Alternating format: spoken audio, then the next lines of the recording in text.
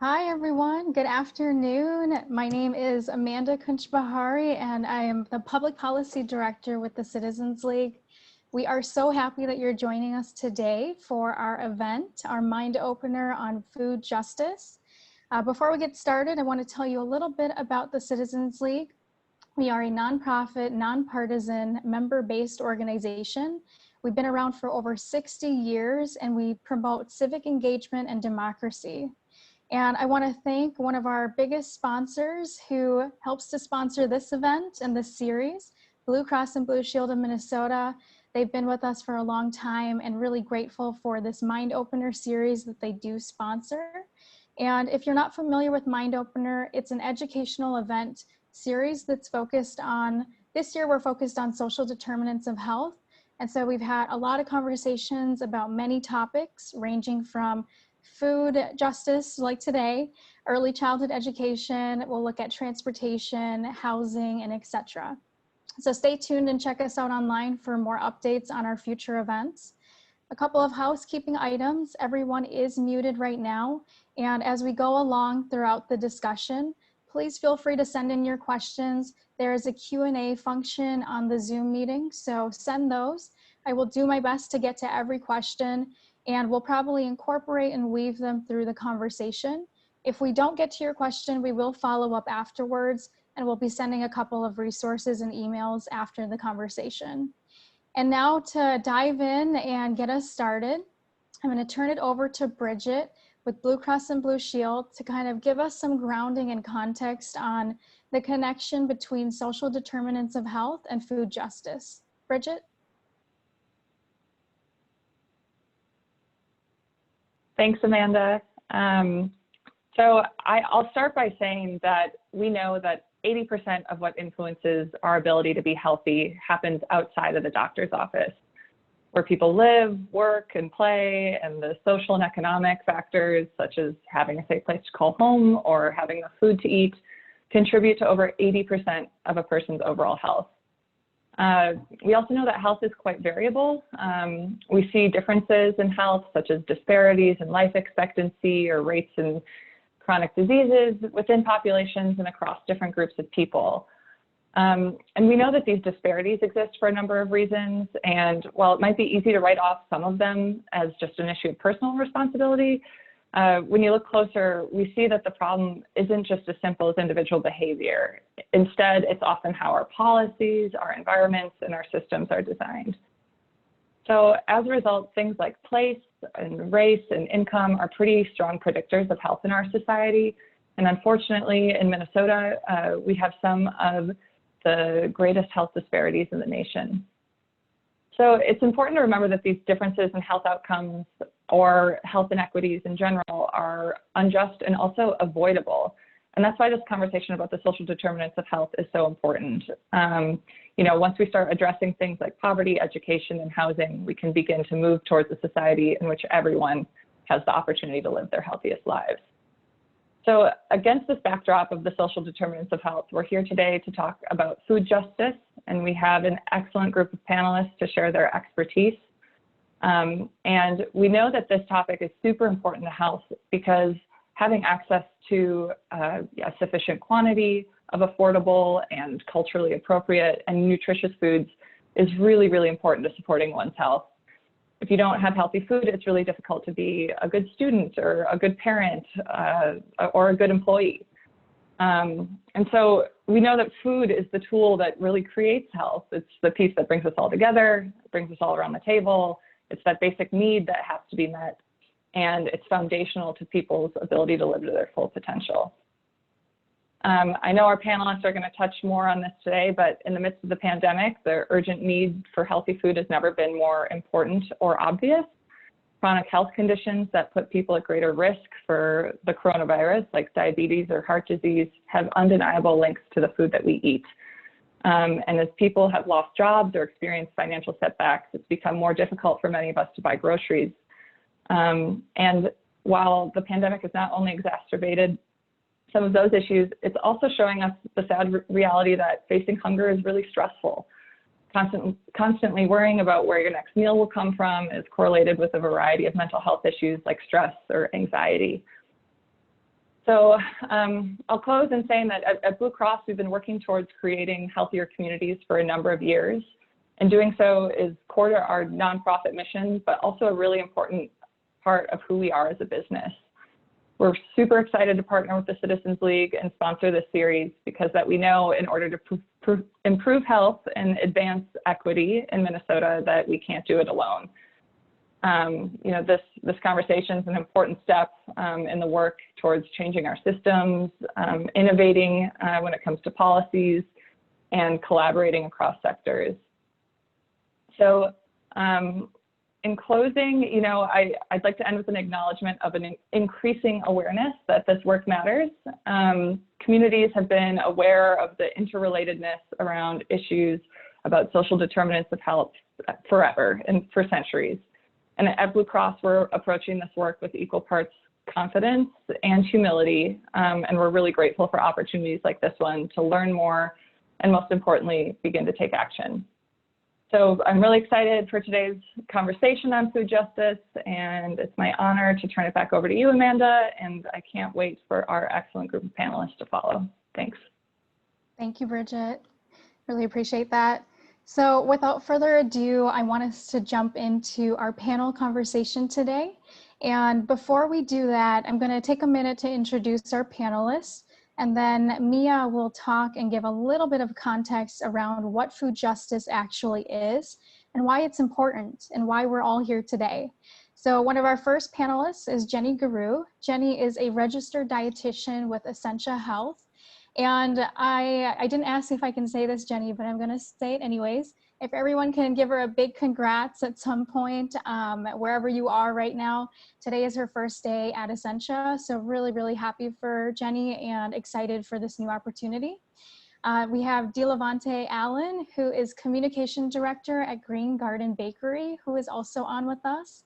And Miah Ulysse, who is the founder of Rūted Consulting. And I'm going to turn it over now actually to Miah to kind of, again, give us some guiding context on what food justice is and why it's important. Miah?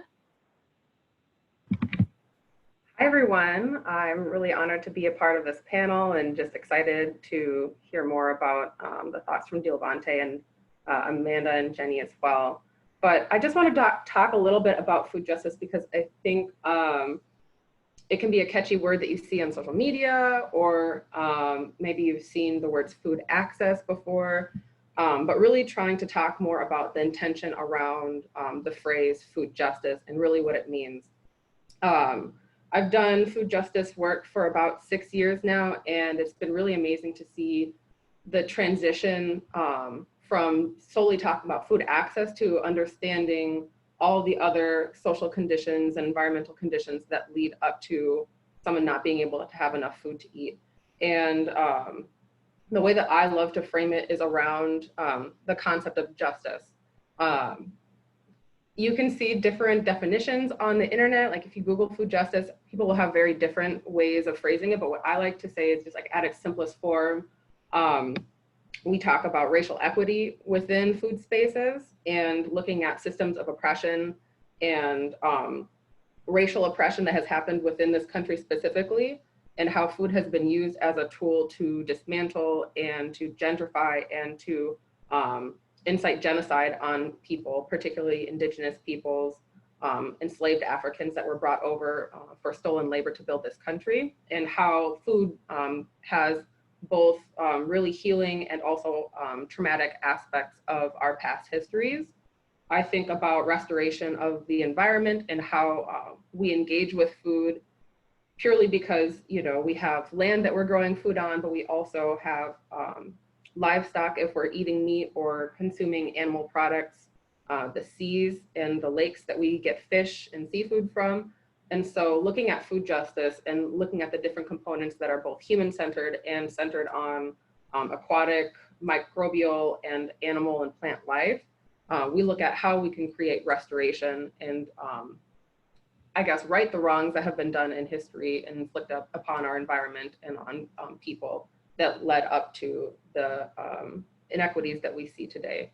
And so in essence, food justice is essentially people reclaiming their right to be able to have autonomy and choice over how they eat, what they eat, how they access it, how they grow it, who they interface with. And so when we look at food justice, it looks at how do we break down large scale corporations or big ag and restore some of that power into individual communities' hands so that they can make decisions on their own behalf, and they know that they have the power to be able to make informed decisions that are based off of their own cultural and geographic preferences and patterns and accessibility within that.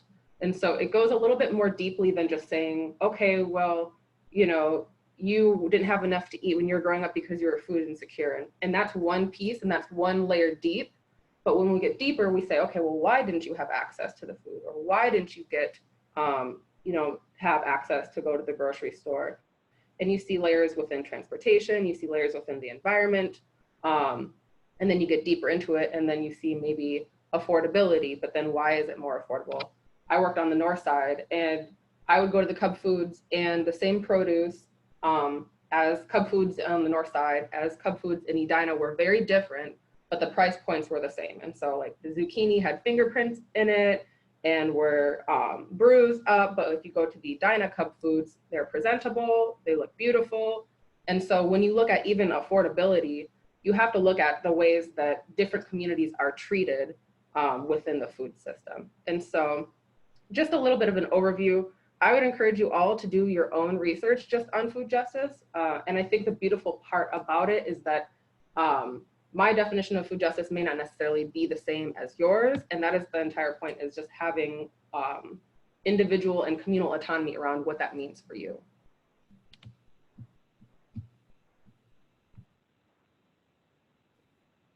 All right, thank you, Miah. I really appreciate that explanation too, and just the framing around how food justice is tied to literally everything.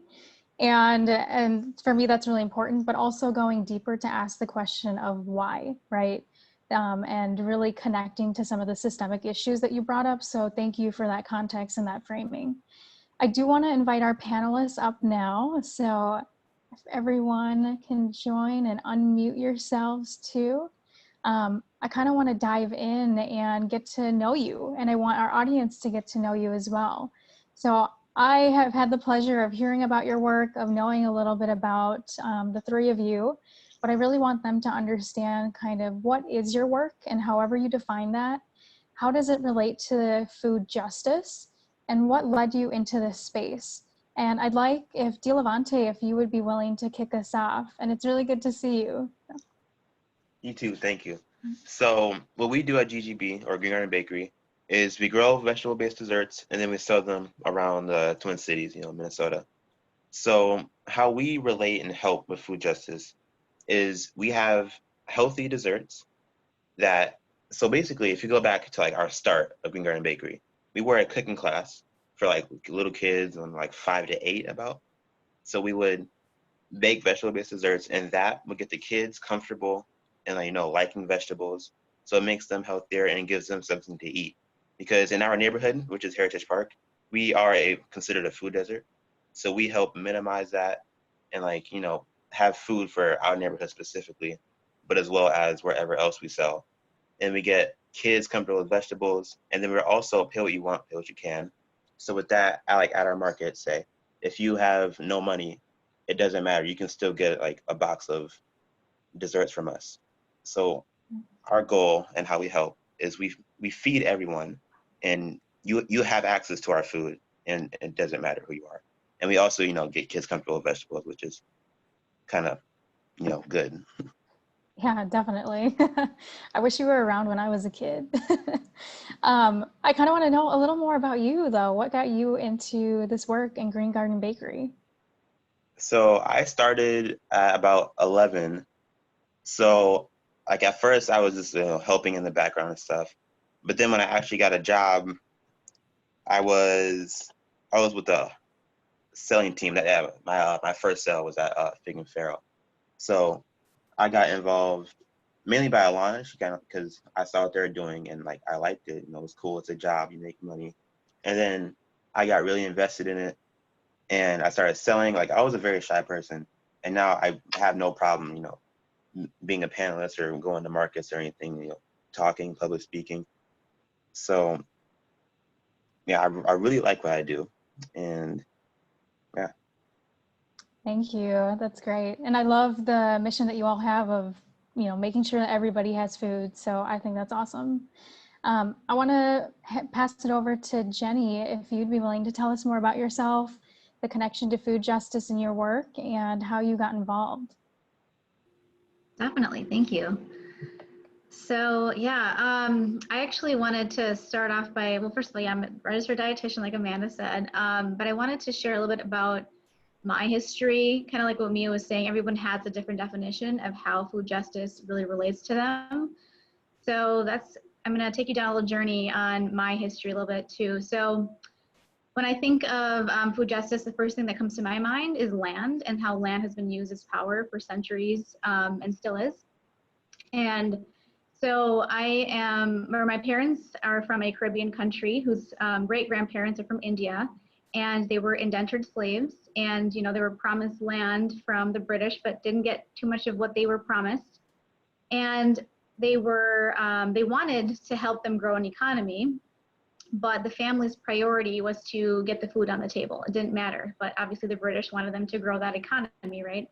So growing up, I would hear stories from my parents and grandparents about, being poor when they were younger, raising animals, working really hard on rice plantations, and the kids would join after school if they even went to school. A lot of them didn't, and rationing their food when they were younger, and they did better as they were older, of course, but then they ended up moving to the US, right? The land of opportunity, again, land. So the name in itself just signifies wealth and prosperity.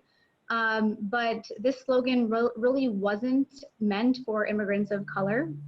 And so I couldn't help but think about so many other immigrants and other families that were also impacted, just like my family was, immigrants of color. And so even in history class, when I was in high school, we were never properly taught the right history, right? And so the truth wasn't really told to us. And so I didn't fully grasp what different versions of global slavery really meant until I was well in my college years. It's almost embarrassing to say, but I think it's never too late to continue to learn, right? And to really understand that. But ultimately, those who were really affected by this were Black, Indigenous people of color, if we really look back at it. And so then, just looking at just food in general, many immigrant families, including mine, grew up eating mostly fresh farm foods, very active, very, very, very strong people, hardworking, without a lot of ailments and health issues. They went from physical labor to manual labor, like blue-collar jobs when they moved here. Some lucky enough to finish high school, some even luckier to even go to college. Mostly not. Most people weren't so fortunate, however. And, I actually grew up eating whatever you saw on TV. So, you'd see like Burger King or original chicken sandwich. You'll see McDonald's fries, KFC, Coca-Cola. I mean, whatever it was, like that was just like the American dream. So we would eat that kind of stuff. But then at home, you would eat more cultural foods, right? And so it was just balancing, well, what is normal? And so it was them embracing that American culture really to try to be Americanized. But then illnesses crept up, and so many immigrant generations are experiencing just utter, just lengthy amounts of diagnosis and issues that are really happening. They're taking all these medications. And so again, who are these people that are primarily affected? Black, Indigenous people of color, primarily affected by these types of lifestyles. So this is usually due to cheaper foods, lower cultural options. They didn't really have a lot of options that were related to what they were used to. And, stress and oppression is, I think, the signature kind of bottom line denominator between every single family that I've at least been able to educate and be around. It's really just the stress that, they've endured genetically from intergenerational trauma, and then now kind of what they're experiencing today. And so I always kept those stories in the back of my head growing up, and then just being a dietitian and relating that to everyone that I work with. What is their background? Everyone has a different walk of life, reason that they are healthy or not healthy. And that's primarily what really got me interested in just understanding people and where they're coming from, rather than just giving them a handout and saying, hey, or take this home, maybe this will help you with your diabetes or something. It's more about what kinds of foods are you eating, right? And like, how can we make it healthier for you? How can we find these healthy foods for you? Fast forward to my career a little bit. So I got into chronic disease prevention and management because of, again, the stress and oppression of people who are put into circumstances that they didn't have any control over. And so we all experience stress to some degree, right? So I want to just kind of let you guys go on this little journey with me. Pretend that you are walking down the street, you're going for a walk, and it's a little bit later in the afternoon, and you hear a dog barking, just like popped out of nowhere, and you notice that it's off of its leash. Of course, it'll like catch you off guard a little bit, right? And scare you. So your stress is really, really heightened in that moment. And so your adrenaline increases, right? Your heart rate increases, your blood pressure increases, your cortisol levels are, which is the primary stress hormone is cortisol.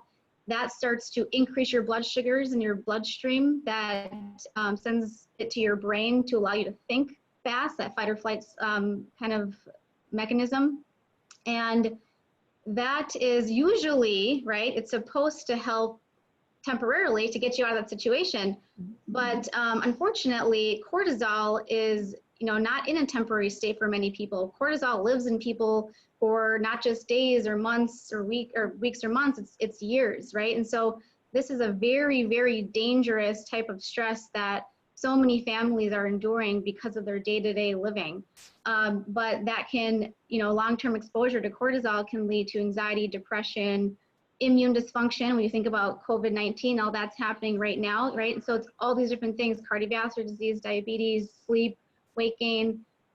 Just like Bridget was saying earlier, I mean, stress is literally directly related to your health. And I don't think we realize how much it affects us, especially, with COVID and just like being at that heightened state for so long. But so I think that, when I relate my idea to the families that I work with, I was working for WIC in North and South Minneapolis for a couple of years, and these people were struggling, right? They were struggling every day.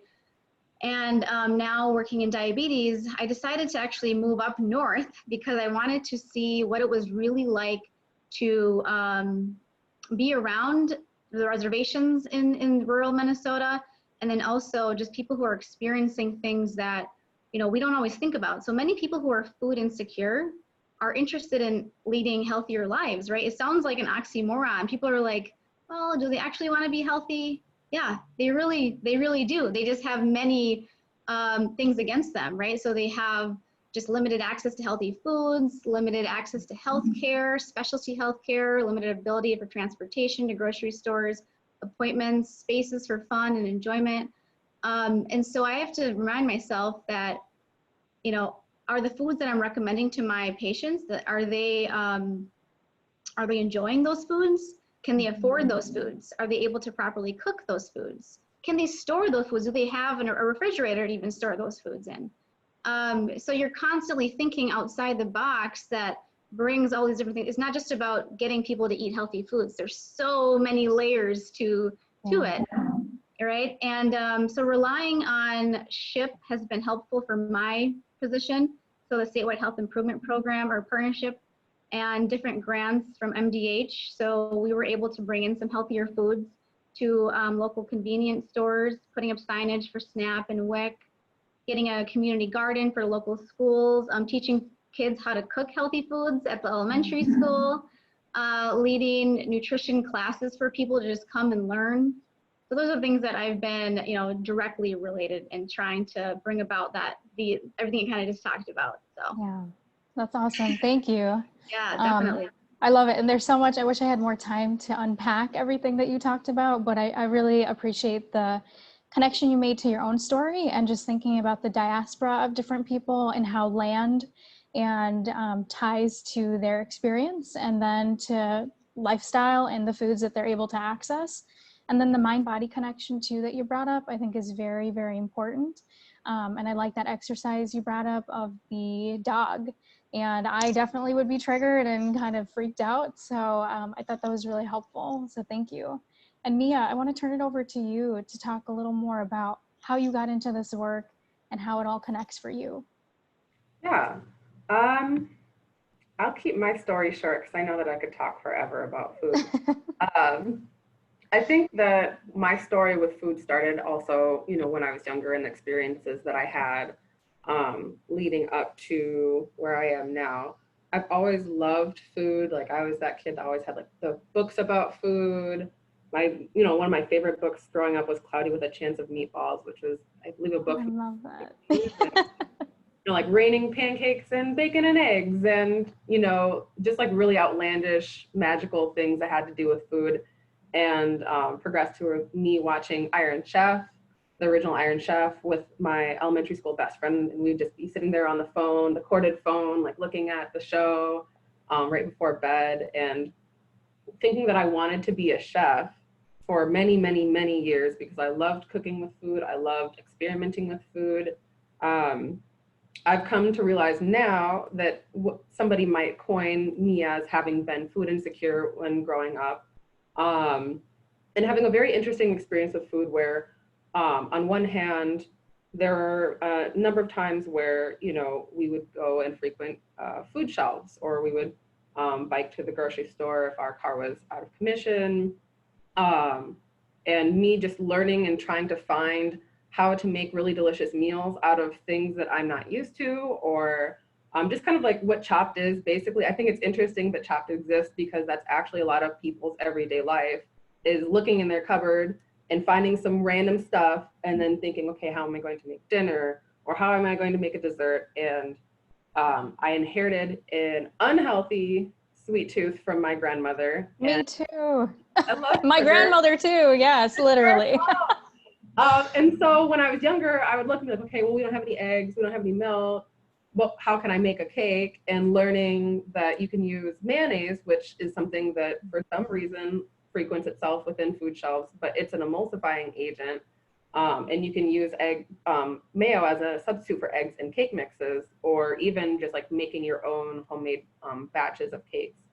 So just like trying to find ways to, feed and help contribute to my family by making meals.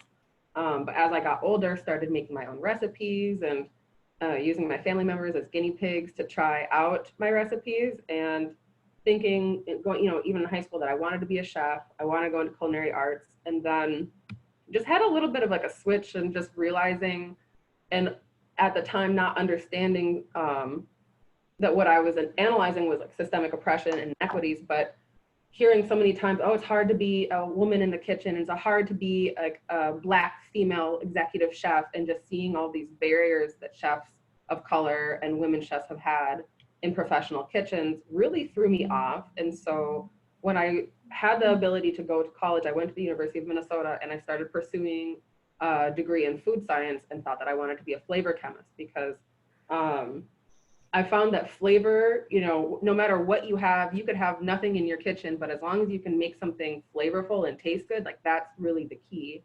And so really understanding that, and then starting to make those connections globally around how interconnected our worlds are, and how you can see influences of imperialism and colonization through flavors and ingredients, but you can also see the influence and impact of resilience and resistance from communities across the world, and how they've been able to use food to create joy and peace in their homes. And so just seeing like both narratives, wanting to be able to help create that for somebody, and thinking that I could do that in a lab, and learning more and going into the production and manufacturing facilities and talking to food scientists, and getting really grossed out and creeped out by how food is produced, especially on a large scale. I went to and was able to frequent a number of conferences in Chicago, and Chicago is like the manufacturing underbelly of the country. A lot of big box products you might see in like Target or Cub Foods are manufactured in the Midwest. And so starting to realize that I was having an ethical dilemma on something, again, that I thought that I wanted to pursue, but then realizing that my heart and my gut was calling me somewhere else, but I didn't know where to go. And ended up finding a brand new program that the University of Minnesota had introduced called the Food Systems Degree Program. And it was brand new in my senior year of college. I had no clue if I was going to graduate, and I had no clue because I no longer had a major, and ended up being in total alignment where literally all the classes that were requirements of that degree program I had already taken. And so I was able to graduate, and I think I graduated with 7 other people as a part of this first graduating class, and ended up doing a lot of work with nonprofits around just program development and getting their ideas and translating them from paper or from people's minds and bringing them to fruition and actualizing them.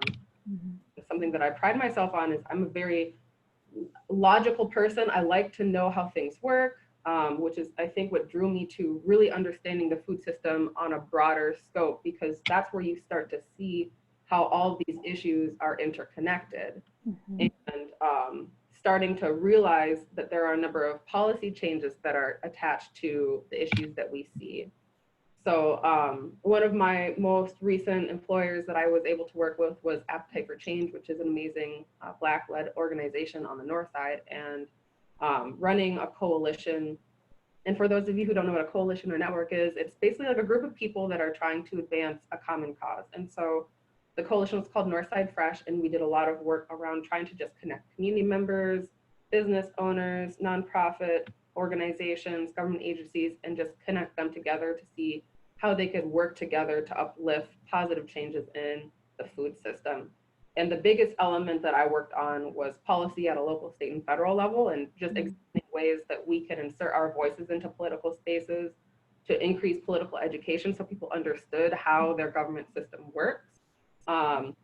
Because you'd be surprised how little people, just everyday people, know about their government system past just the presidential election, but understanding how much more power there is in the city council, within your county system, at a state level, within the legislature, and really finding ways for us to be able to advance change throughout that process. And so we were able to get changes into the Farm Bill, which is a big 900-page piece of federal legislation that kind of guides farming and food stamps and WIC programs, and kind of sets the pace, and it's created every 10 years and updated. And for the first time in its entire history of about 60 years, we were able to get urban agriculture funded, and that an office was created, and now they're starting to put out some grant programs so that people can access some of those funds. And we were able to get some of that same policy passed at a state level, where our state government is supporting urban agriculture with our own state funds, which is really cool to see how our communities have been able to pass and advance policies together. So just, I don't know, I love food. I'm not, in a space where my full-time job is food, which feels very satisfying for me. And I've been able to have time to pilot my own consulting firm, which is called Rūted Solutions. And I just contract as someone who can help you with designing your program, with implementing your program. I do a lot of event facilitation or meeting facilitation. So if you want to learn more about food justice, but you don't necessarily have like that background, I come in and I do workshops with people. I've done like multi-week series with youth to get them in outdoor spaces and get them to connect with nature and understand that the reason why Black and Brown communities are disconnected from nature is like an ingrained part of this country and very like intricately and intentionally created. And so finding ways for me to get Black and Brown youth outside, for us to connect with plants and plant medicine, and finding ways to connect with herbalism is just like all my steez. So I will leave it at that, because I feel like I've talked for a significant amount of time. I love it. Thank you. Thank you for sharing that, your kind of journey into this work. And I especially I wanted to uplift what you said about food being also resiliency and joy. And I absolutely love that. And I think about the connection that Jenny brought up to her ancestry and history. because it's similar to mine, and just the way that food is used as something to really bring people together and create such profound joy. So thank you for highlighting that. And I think the theme that I'm seeing in this conversation is that food is connected to everything, right? And to whether it's policies like you mentioned, Miah, or mind, body, spirit connection that you talked about, Jenny, or just to making sure that people have access to it too, like De Levante talked about. It literally is connected to every system. So I appreciate how you all are kind of lifting that up in the conversation too. So we had a question that came in early from the audience that I do want to make sure we get to. And if folks have questions, please send them in the chat function. I am looking at them and we'll be responding to them as we can throughout the conversation.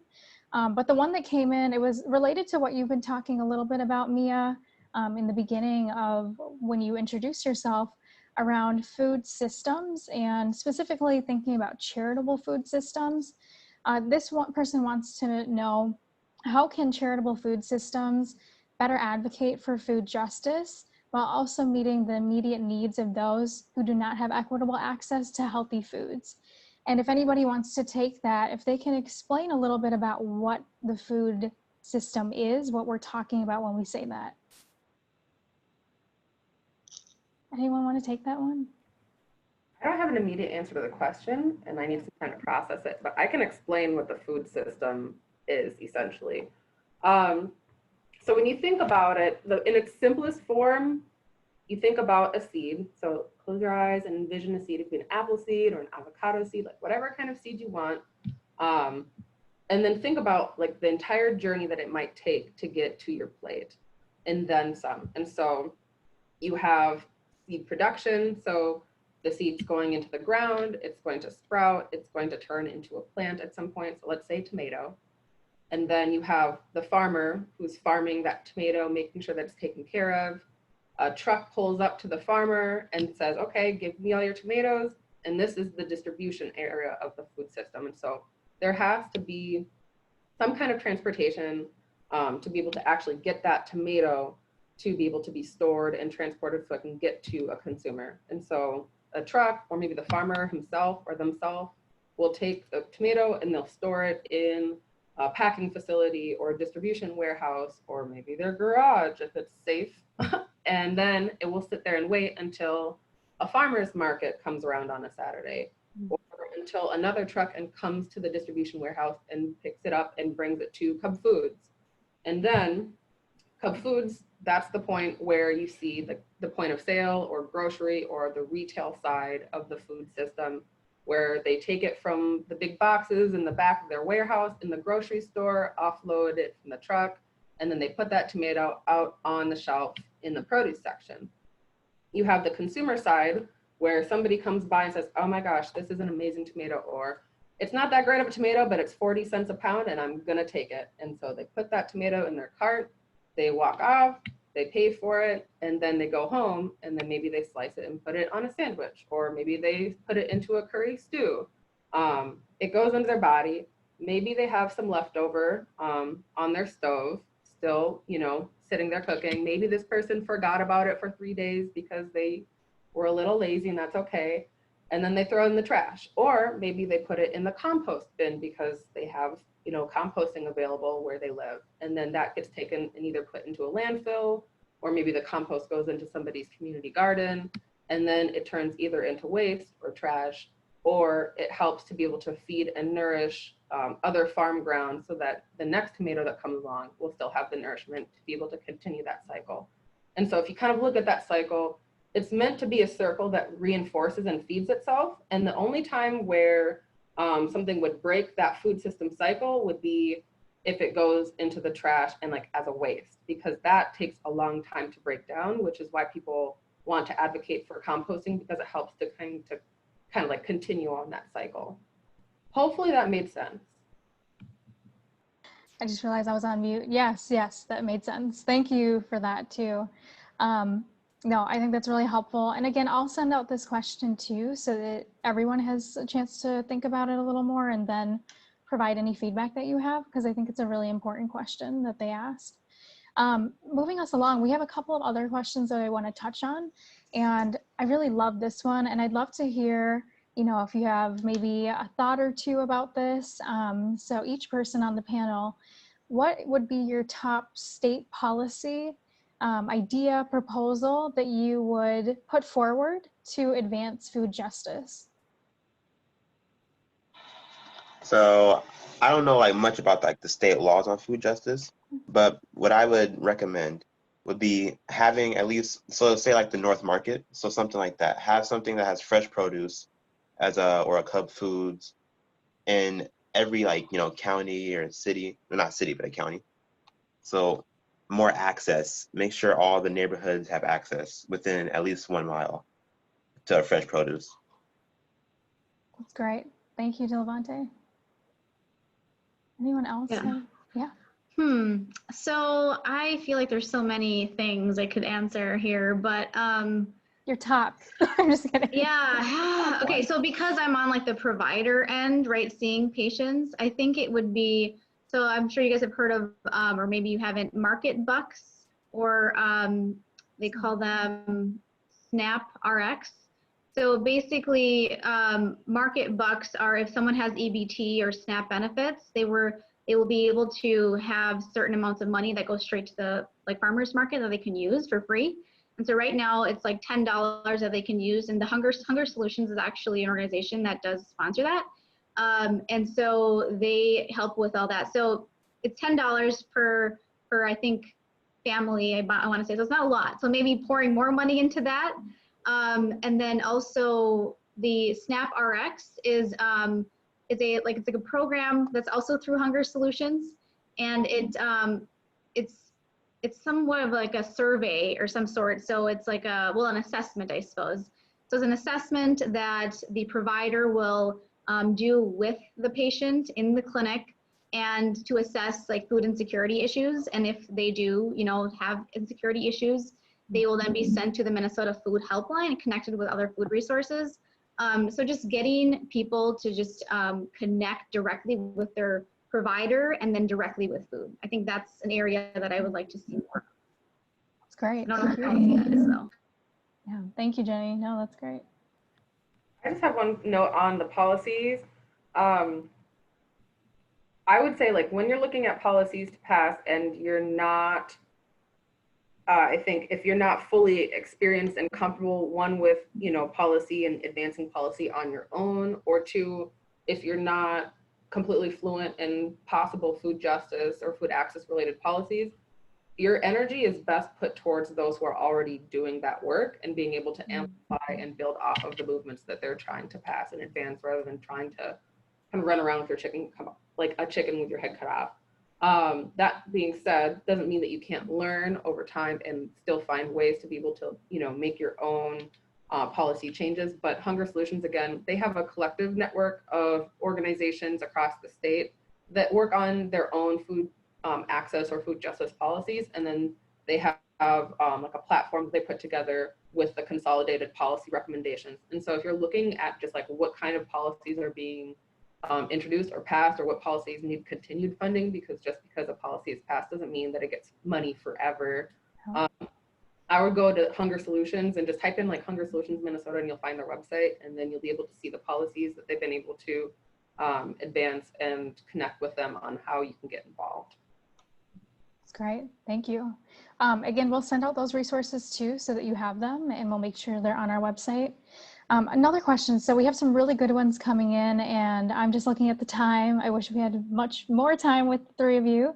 But one that I think is good is, how does food waste fit into the conversation about food justice?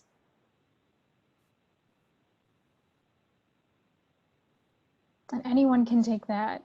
And I would be interested, Dilavante, actually, in your thoughts too, if you're okay sharing, just from that entrepreneurial, with Green Garden Bakery, and how you all see the difference even of those two things. Okay, let me pull the question up so I can look at it again. Yeah.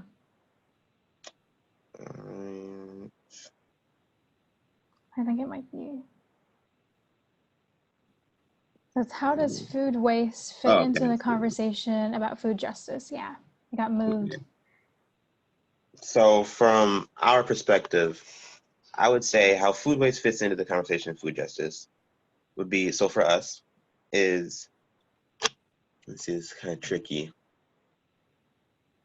I would say, well, to solve it, I'll answer it like this.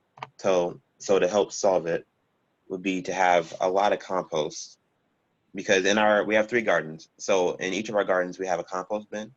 So like, say if we pick weeds or if there's extra food or something, like because sometimes we have like picnics there and stuff.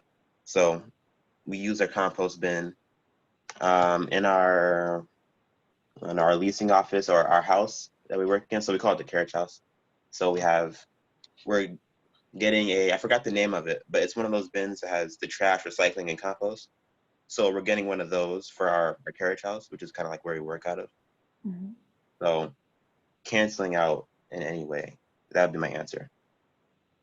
That's great. I like that. Anybody else want to comment? Yeah, there's a lot of different programs, I think, in Minnesota that do what they call like food rescues. And I know that one in particular, it's the Twin Cities Food Justice, I want to say. Yeah, TC Food Justice. They were actually, it's in the resources too for you guys to click on for the links. They were actually a group of University of Minnesota public health, School of Public Health students that decided, you know, there's so much waste going on, we got to do something about this. And so they started reaching out to like organizations that have leftover foods or foods that were going to go to waste, things that are considered ugly, vegetables, right? And so things that weren't being used. So they are donating that. They're kind of collecting it as food rescues and donating it to organizations that need it. So there's other, you know, things like imperfect foods is another one. But I kind of what Miah was saying, and also De Levante, like food is in order for it to be sustainable and to continue the process of life, because it has life in it, you want it to go to good use. So if you're not using it in your body as fuel and nourishment, then it should be going into the earth for fuel and nourishment to continue growing. And so it's that whole, like the whole cycle of understanding justice for food is just as important for justice for people, right? And so because we're able to utilize it as best as possible and the most that it can be efficiently. So, but there are a lot of organizations that do work well with those kinds of projects. That's great.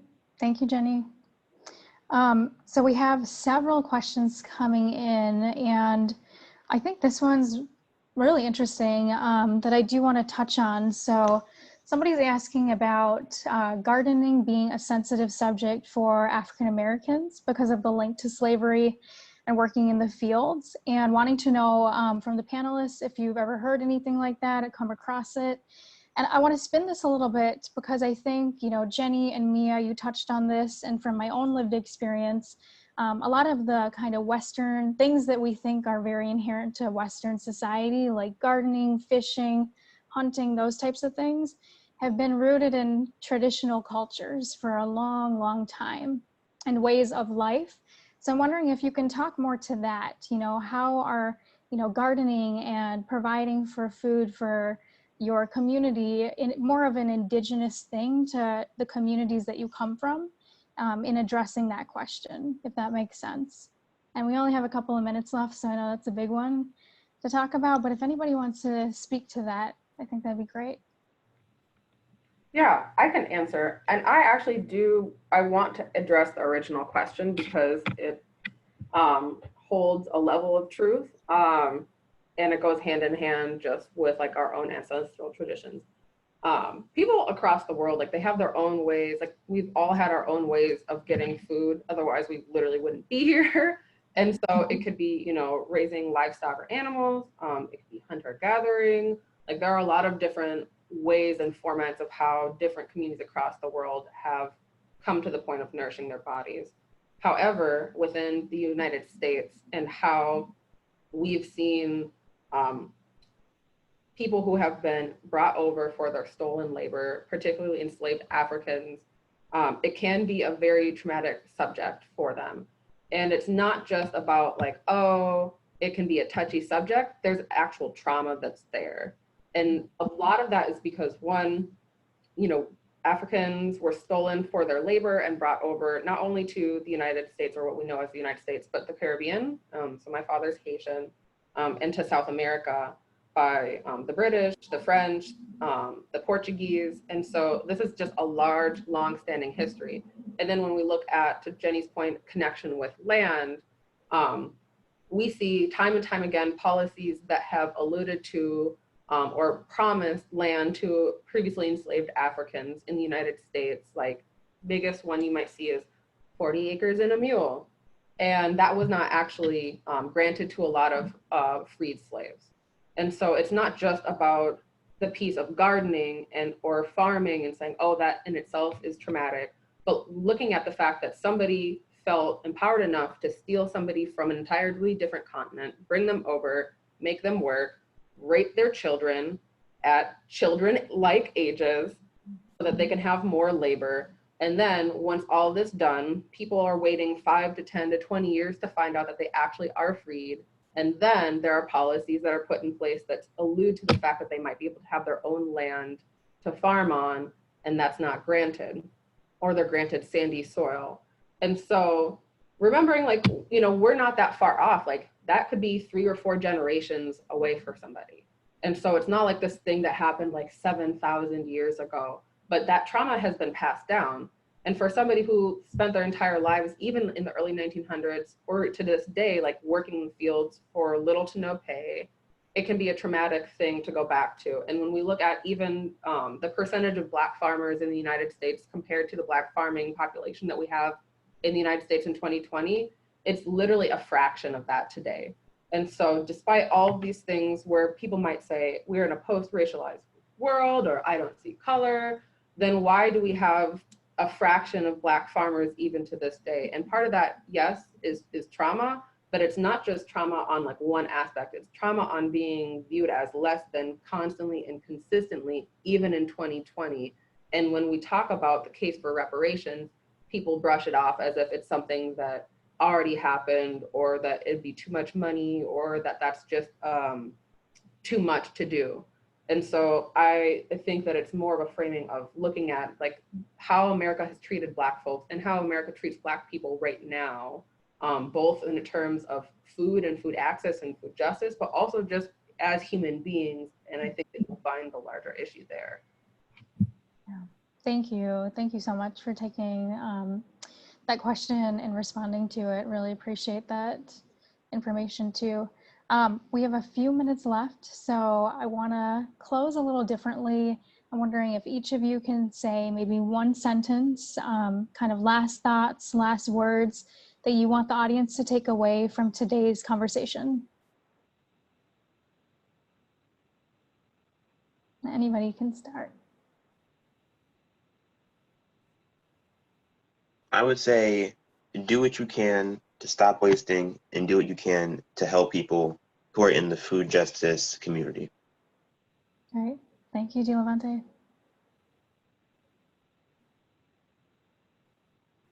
Okay, I guess I'll jump next. I think until we can really dismantle racism, and as just a global issue, national issue as well, I think we really can't understand food justice really. So doing anti-racism work is extremely important, directly related to food justice. And then also silence is violence. So speaking up and doing something, whether it's physically going out and volunteering, or if it's donating money to like Black farmers or other people that can benefit.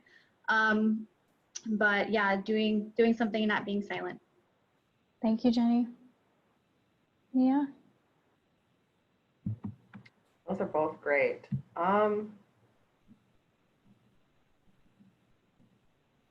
Yeah, honestly, like, support a Black farmer. Book clubs are great. You reading and educating yourself is great, but also we're dealing with like, asset inequities and wealth gaps and achievement gaps and gaps in, capital assets. And so do it with your money. If you have the privilege of being white in America, do it with your money if you can. If you can't, find another way to support a Black or brown or Indigenous person that's fighting this movement. Thank you. Well, I just want to say a huge thank you to the three of you. Really, really appreciate you being here and sharing all of this very powerful knowledge and making all of the just important connections of food justice to our entire lives and how it connects to everything that we do. So thank you for that. I want to also thank Bridget again from Blue Cross and Blue Shield for your sponsorship and for this event series. And we will send a follow-up email to everyone. So please be on the lookout for that. Feel free to reach out if you have any questions. And thank you again for being here. We really appreciate it.